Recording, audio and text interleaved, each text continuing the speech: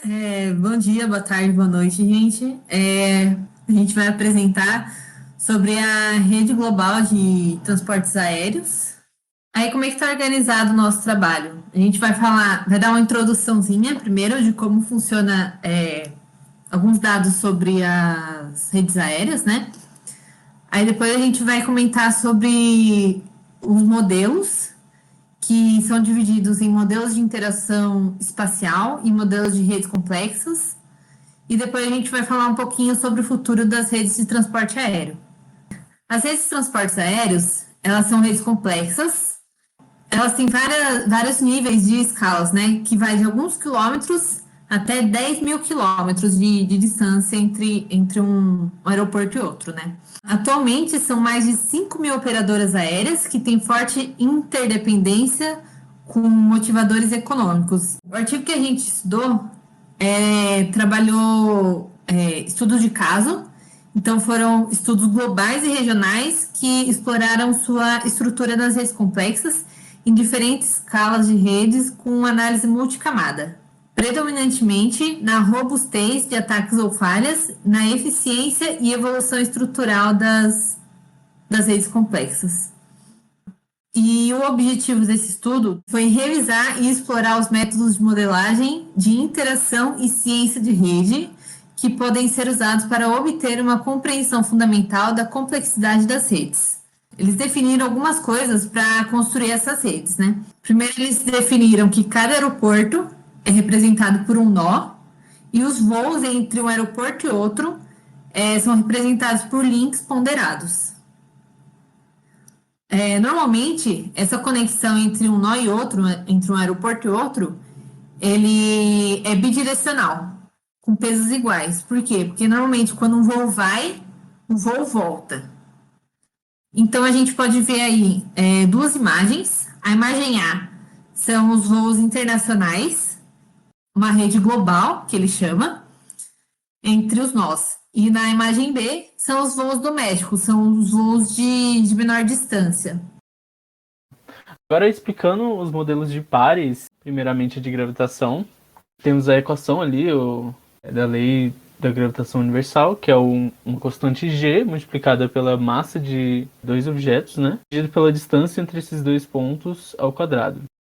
E a lei de formação do modelo é dado dois nós, né, I e J, você multiplica a população de I, a população de J, eleva essas populações a alfa e beta. E essa F de D e J é a função de distância. O artigo fala que a população desses pontos determina muito bem o fluxo de bens e pessoas, e a função de distância utilizada pelo artigo foi exponencial de menos distância euclidiana por um certo kappa.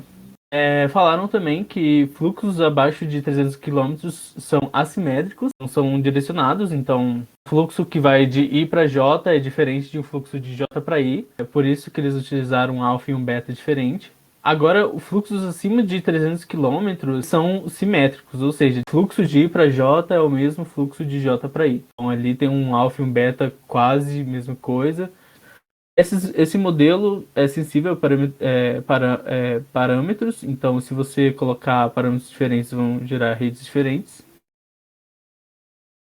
Agora a gente tem o modelo de radiação. Uma coisa que o artigo deixou claro é que o fluxo de pessoas viajando a trabalho, isso depende de se a cidade tem mais empregos disponíveis ou se tem empregos mais benefícios. Isso não significa que um fluxo maior. Esse modelo de radiação é não paramétrico, então o problema que a gente tinha no modelo de gravitação, a gente não vai ter aqui, porque ele não é sensível a parâmetros, porque ele não tem parâmetros. E o fluxo médio pode ser previsto com essa equação aí.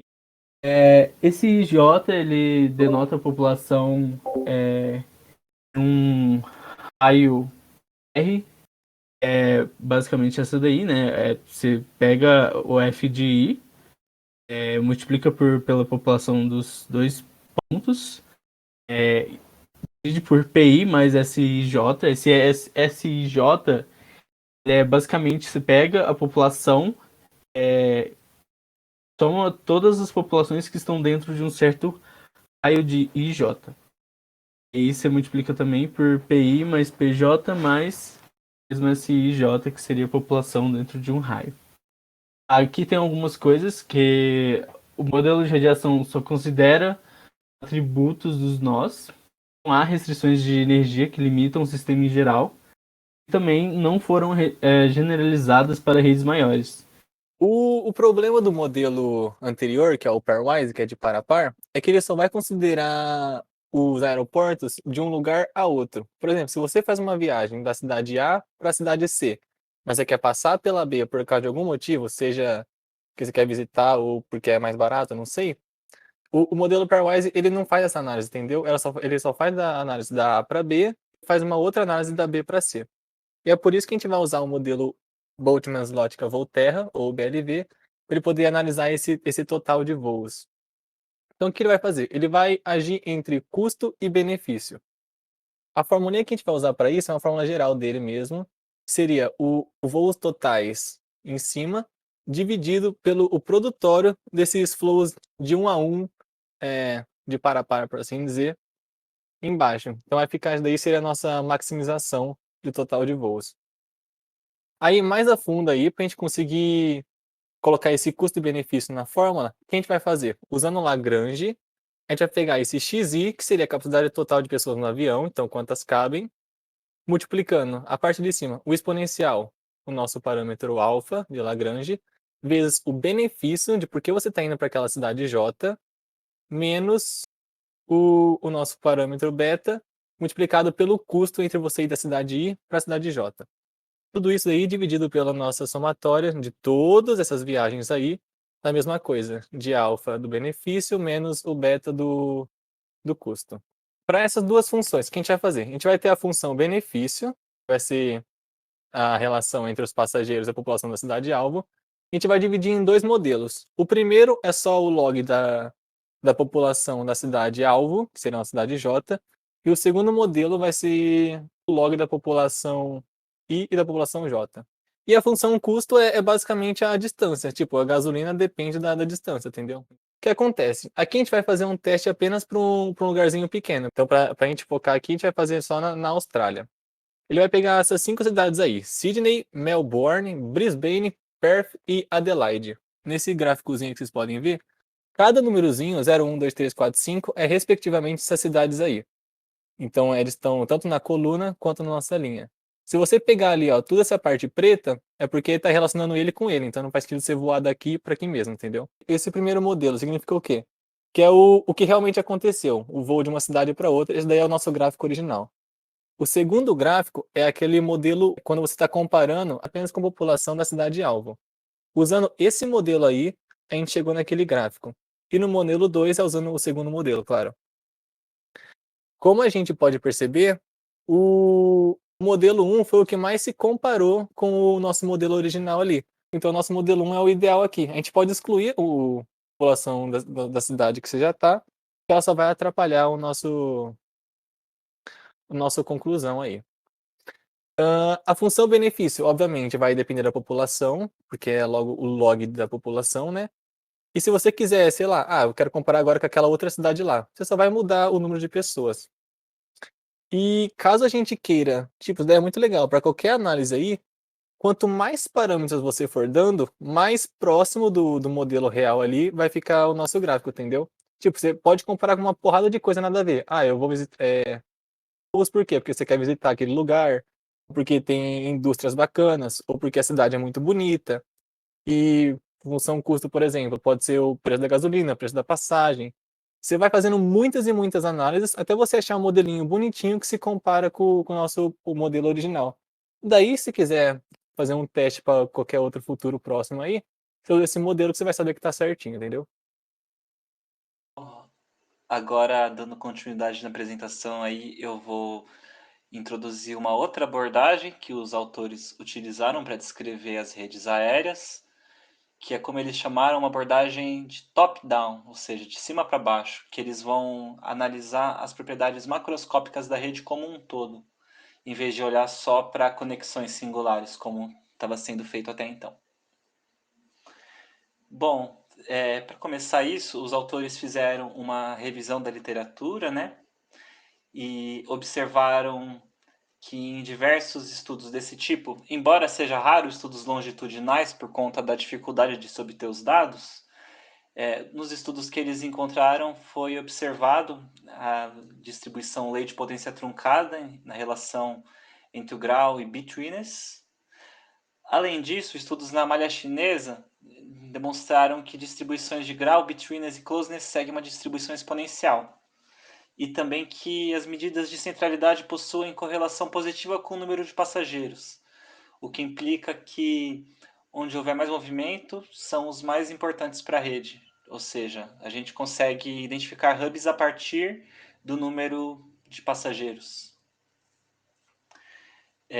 Bom, como a gente vai ver nos gráficos adiantes, essas redes elas seguem o modelo Small World, porém, para gerar esse grafo aleatoriamente, a gente só vai conseguir gerar com ordem de magnitude menor. Outra propriedade muito interessante da rede, deixa o avião passar, é que o número de caminhos mínimos médios cresce na ordem de log do número de nós da rede. Então, aí são alguns gráficos que os autores fizeram para os estudos de caso.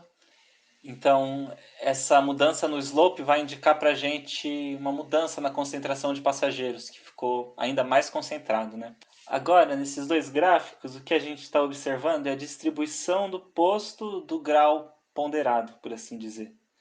E aqui foi observado que realmente, conforme visto na literatura, tanto a distribuição da população quanto a distribuição do grau ponderado, né, eles seguem um modelo exponencial. Já nesses dois gráficos, a gente consegue ver muito melhor essa noção do Hub-Spock Model. E nesses outros dois gráficos, a gente também consegue ver muito melhor essa noção de hubs, né?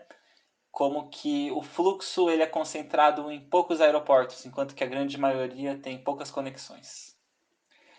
Bom, aí eles pegaram dados de 2016 com 9.032 aeroportos e nessa rede foram formados 53 mil links e eles fizeram essa figura para ilustrar o bitwiness na rede de aeroportos. Então, como a gente pode ver, tem esse comportamento de lei de potência truncada. E esse segundo gráfico, ele mostra como que o coeficiente de correlação ele foi crescendo ao longo dos últimos anos. Claro, caiu nos últimos dois, mas antes disso a gente observava um crescimento que identificava maior concentração nos hubs da rede. Se o Augusto e o Enzo mostraram as conexões de par a par, né? O Augusto, no caso, mostrou como você faz a modelagem de ponto a ponto. O Enzo fez essa modelação ponto a ponto, mas considerando os outros pontos da rede também. Eu vou continuar com a abordagem que o Francisco iniciou, que é a gente olhar a rede não de ponto a ponto, mas de cima para baixo. A gente olhar a característica como um todo. Só que não toda a rede, o que os autores chamaram de propriedades mesoscópicas, a gente vai olhar partes da rede. Como partes da rede? A gente pode pegar essa rede inteira de voos mundial e a gente pode olhar um subgrafo dela que representa, por exemplo, só os voos domésticos de um único país. Pega um país grande, China ou Brasil, Estados Unidos, ou até um continente, por exemplo, como a Europa ou as Américas, e se pega só as conexões de voo daquele país ou daquele continente. E você estuda esse subgrafo, porque é interessante a gente ver se esse subgrafo tem o mesmo comportamento do grafo como um todo, ou seja, da rede como um todo. Então, o que a gente vê no mundo como um todo também é representado, também acontece quando a gente pega um subgrafo e mostra num único país ou um único continente. Essa que é a ideia desse capítulo do artigo. Então, aqui, como o Chico bem falou, se a gente voltar aqui, a distribuição da população e do grau, eles têm uma distribuição exponencial. E como que é essa distribuição nos países? Ele também segue uma distribuição exponencial. Então, se a gente for olhar ele fez aqui para os casos, né? Austrália, Canadá, Brasil, China e Índia, que são países grandes, né? O setor aéreo é grande, é robusto. Então, se a gente for olhar a distribuição tanto da população em verdinho quanto do grau, a gente vai ver que eles também seguem uma distribuição exponencial. Só que você vai ver que para alguns países, em especial a Índia, a China e o Brasil, tem uma diferença entre a distribuição da população e a distribuição do número de voos. E isso é muito interessante, porque o que acontece? Os autores começaram a computar essa diferença entre essa distribuição da população e do número de voos, e essa diferença ela pode ser entendida como o número de assentos, porque os links que a gente está computando aqui é o número de assentos voando de aeroporto para o outro. Então, essa diferença é interpretada como o número de assentos por população, por pessoa, né, per capita. E eles descobriram que essa diferença tem uma relação com o PIB per capita. Ou seja, o fato de você ter um número menor de voos por pessoa, ou seja, de assentos de passageiro por pessoa ligando os nós, está correlacionado com um PIB per capita menor. Ou seja, quanto menor a riqueza do país, você vai ter esse déficit de assentos por pessoa voando entre cidades A e B. E quanto maior o PIB per capita desse país, você vai ter mais gente voando, ocupando assentos de avião entre cidades A e B, o que faz um tremendo sentido. Outra propriedade que a gente olhou também, além da distribuição de população e dos graus, foi uma análise de centro e periferia dessas redes, das redes nacionais, né? A gente, definindo o centro, ele define no artigo, uma parte mais intuitiva, são nós altamente conectados consigo mesmos, enquanto a periferia são nós pouco conectados com o centro. Como que eles fazem essa análise aqui, tá? Eles pegam eles organizam, eles ranqueiam o nó pelo número de conexões, né? Já considerando o grau, só que é inverso. Então, os nós aqui no começo são os nós mais conectados, enquanto no final são os nós com menos conexão, né? E aí eles pegam, para cada nó desse, eles fazem o número de conexões desse nó com nós que tem um grau maior do que ele. Então eu vejo esses caras, se eles estão conectados com pessoas, com outros nós, com outros aeroportos que têm um número de conexões maior do que o que eles têm. Então eles vão desenhar essa função aqui, que é uma função que mostra o quanto você está conectado com pessoas mais conectadas, né? E aí, quando ela chega num pico, eles calculam o pico dessa função, quando chega num pico, todos os nós até esse pico são considerados como centro e todos os nós depois desse pico são considerados como periferia. Mas então, e como a gente pode analisar esse centro e periferia nos subgrafos, né? Ou seja, nos países individualmente?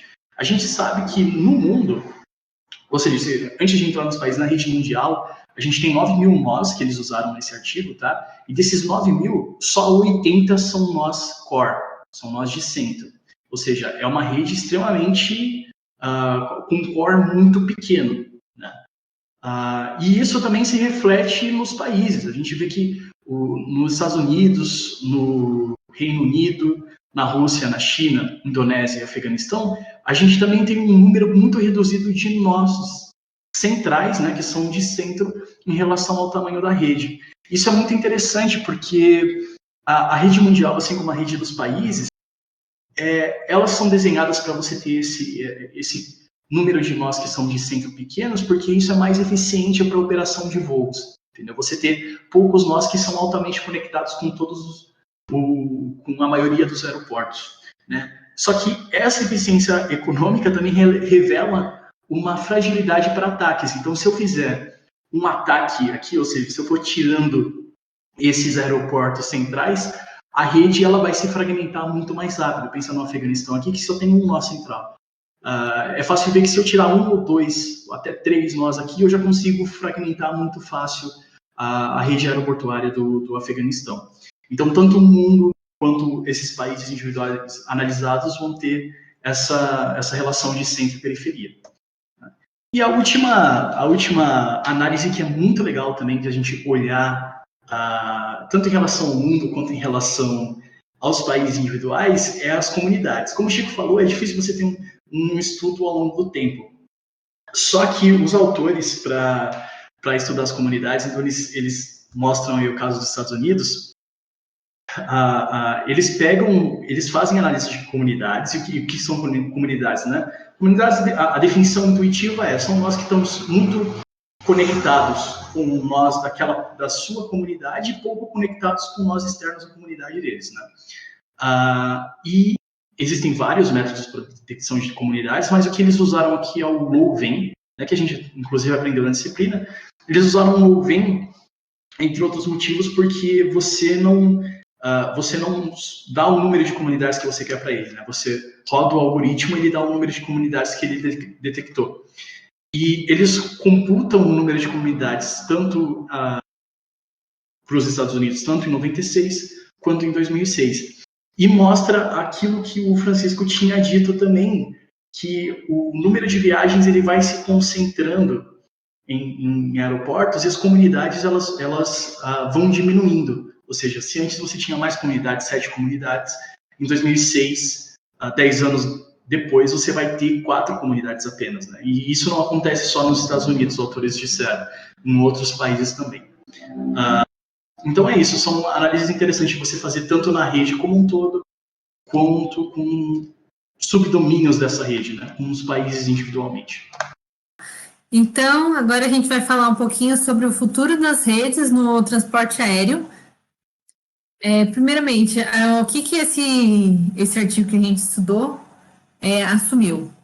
Primeiro, ele assumiu que as cidades são distribuídas aleatoriamente e uniformemente, e isso tem algumas consequências, como o número de rotas acaba sendo constante, e não se fez suposições também sobre quais rotas deveriam ou não existir, ou qual deveria ser o alcance de uma rota também. Então, disso, a gente tem que o modelo é um gráfico espacial teórico puro, que visa apenas analisar as propriedades fundamentais em função do custo da distância deles. Então, aqui a gente tem um gráfico que ele analisa o grau e o betweens, né, dessa rede, e ele tem 8 valores de alfa, que é variado com as cores ali. Mas esse alfa, ele é o preço do bilhete dos passageiros da aeronave. Só que esse alfa é um valor entre 0 e 3, que vai fazer essa diferença para a gente analisar um pouquinho mais dele. São 8 valores, né, do alfa, que aí varia com as cores. Fica um pouquinho difícil perceber, porque as cores são um pouco parecidas ali, no azul, por exemplo, mas são 8 valores de alfa. Então, o que pode analisar com isso? Para valores altos de alfa, ou seja, entre 2 e 3, o gráfico mostra uma fraca ou nenhuma correlação entre o grau e a intermediação, que é o degree e o betweens, né? Assim, então, é melhor viajar ponto a ponto ou não viajar de avião. Por exemplo, usar outros modos de transporte. Então, eles são bem conectados ou não são centros de transferência proeminente.